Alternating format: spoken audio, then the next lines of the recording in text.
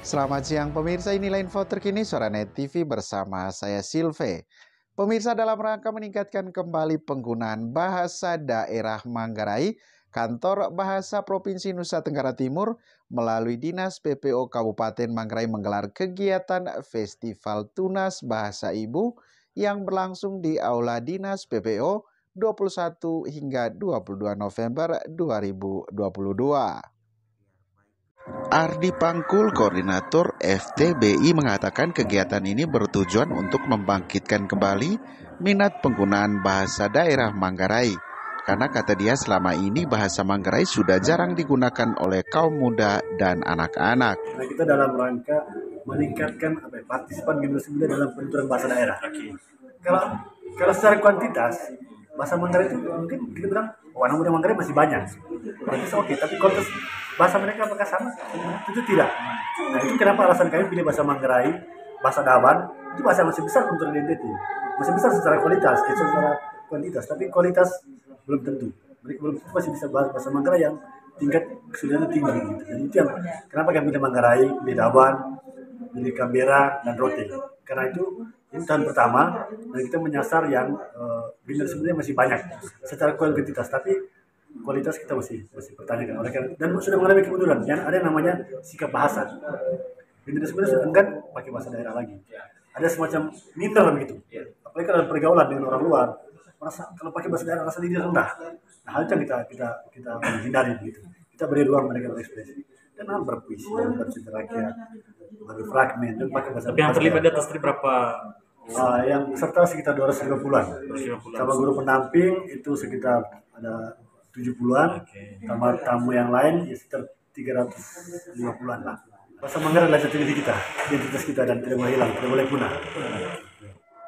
Kepala Kantor Bahasa Provinsi Nusa Tenggara Timur, Elis Setiati, mengungkapkan bahwa berdasarkan data Kementerian Pendidikan, salah satu bahasa daerah yang terancam punah adalah bahasa daerah Manggarai. Karena itu, kata dia, perlu dilakukan revitalisasi. Tujuannya agar bahasa ibu, bahasa Manggarai, tetap hidup dan selalu ada dengan cara yang sangat dekat dengan anak muda dan anak-anak. Tahap pertama yang dilakukan jelas dia adalah melakukan koordinasi dengan pemerintah daerah, koordinasi dengan maestro, koordinasi dengan kepala sekolah, kepala dinas PPO, kepala dinas pariwisata, dan OPD lainnya. Dia juga menjelaskan dalam festival tersebut ada 4 keterampilan berbahasa yang ditampilkan, diantaranya mendengar, membaca, menulis, dan berbicara. Implikasinya lanjut dia adalah membaca puisi, membaca cerpen, berdongeng, lalu stand up komedi, dan yang terakhir melakukan sastra lisan sesuai dengan budaya masing-masing. Ada 5 bahasa daerah di NTT, kata Elis, yang direvitalisasi, yaitu bahasa Dawan, bahasa Abui, bahasa Rotendao, bahasa Canberra, dan bahasa Manggarai. Lebih lanjut, Elis menjelaskan Festival Tunas Bahasa Ibu semestinya dilakukan oleh Pemda Kabupaten yang bekerjasama dengan Dinas PPO, Dinas Perpustakaan, Dinas Pariwisata, dan dinas lain. Tetapi karena baru pertama kali dilaksanakan di Kabupaten Manggarai, sehingga kata dia belum bisa dilepas. Diharapkan dari kegiatan festival ini, lanjut Elis, ada peserta terbaik yang terpilih sehingga bisa diikut sertakan dalam Festival Tunas Bahasa Ibu tingkat provinsi yang akan digelar secara daring mulai tanggal 25 hingga 30 November 2022 mendatang. Untuk itu dia berharap dengan festival ini bisa memberikan angin segar bagi anak muda dan anak-anak agar mereka paham bahwa ternyata bahasa daerah itu bagus kalau dilombakan. Sekolah juga, kata dia, agar menerapkan bahasa daerah yang baik dan benar sehingga bahasa daerah Manggarai tidak akan punah seiring dengan terus bergantinya generasi. Ada 3 hal penting, kata Elis, yang harus dipegangi oleh kita semua saat berkomunikasi, yaitu utamakan bahasa Indonesia, lestarikan bahasa daerah, dan kuasai bahasa asing. Ya, hari ini kita merayakan Festival Tunas Bahasa Ibu yang kita ambil dari tahapan terakhir dari 6 tahapan yang sudah kita lakukan. Tahapan pertama itu adalah koordinasi dengan pemerintah daerah, koordinasi dengan maestro yang mengajarkan guru utama, selanjutnya dengan kepala sekolah, kepala dinas pendidikan, pariwisata, dan OPD lainnya.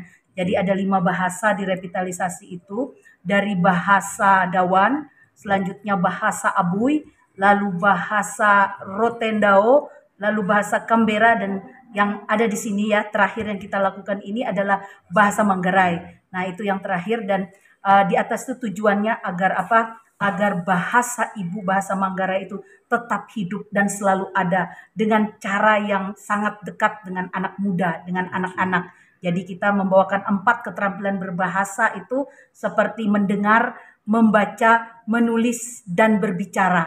Nah, implikasinya adalah membaca puisi, membaca cerpen, selanjutnya berdongeng, lalu stand up komedi, lalu terakhir adalah melakukan sastra lisannya. Jadi itu sesuai dengan budaya kita masing-masing. Nah, hasil yang diharapkan adalah nantinya ada beberapa yang dipilih untuk menjadi yang terbaik diikut sertakan dalam Festival Tunas Bahasa Ibu Provinsi yang kami lakukan secara daring pada tanggal 25 sampai 30 itu tuh. Nah, jadi saya berharap bahwa kegiatan ini memberikan mereka semacam angin segar. Oh, ternyata bahasa daerah itu bagus ya kalau dilombakan, karena revitalisasi bahasa daerah untuk bahasa Manggarai ini kita berharap bahwa bahasa Manggarai 10 tahun ke depan masih hidup dan tetap lestari.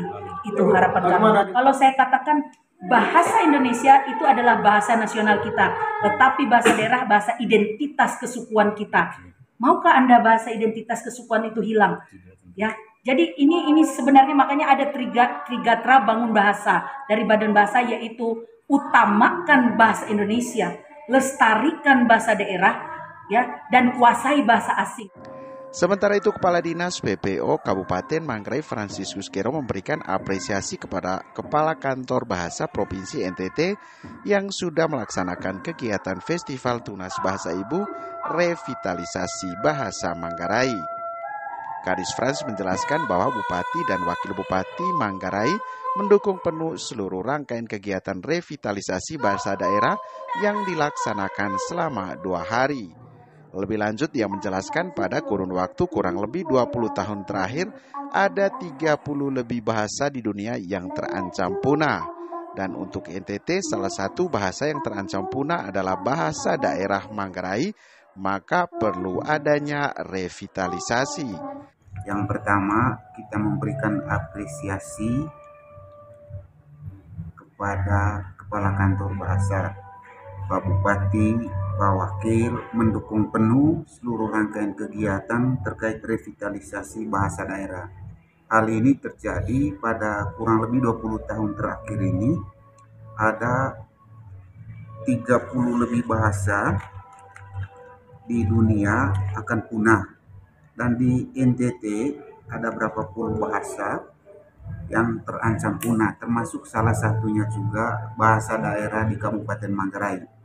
Jadi episode Merdeka Belajar ke-17 dari Pak Menteri Pendidikan, fokusnya revitalisasi bahasa daerah untuk memelihara kembali, menghidupkan kembali bahasa daerah termasuk di Kabupaten Manggarai. Nah, kita di Dinas Kabupaten ini sudah melakukan komunikasi dengan salah satu perguruan tinggi lokal untuk memikirkan ke depannya kita akan menerapkan muluk budaya daerah.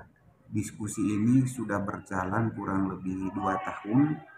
Kita berharap pada tahun 2023 terjadi finalisasi sehingga nanti muluk bahasa budaya daerah ini isinya adalah bahasa, budaya, kemudian adat istiadatnya, penuturan, dan sebagainya.